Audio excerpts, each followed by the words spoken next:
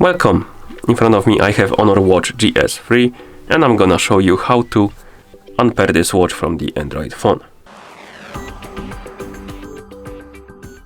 First we need to open the Honor Health application on the phone that is paired with our watch. Oh, actually let me close it and reopen it like this. Once you open the application, you should see the health page. Now tap on device icon to open the device page, and on the device page you should see your Honor Watch GS3. Tap on it to select it, and here we have the device page for our watch. Now tap on the more options icon in the top right corner, tap on delete device and tap on OK. Watch will disappear from the device page. We can close the app.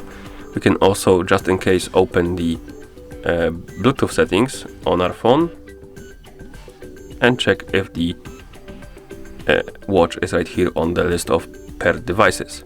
If it's not, we can close the settings. If it was, you can tap on the info icon next to it and tap on Unpair to remove it. Okay, and that's how you unpair this watch from the Android phone. Thank you for watching. If you found this video helpful, please consider subscribing to our channel and leaving a like on the video.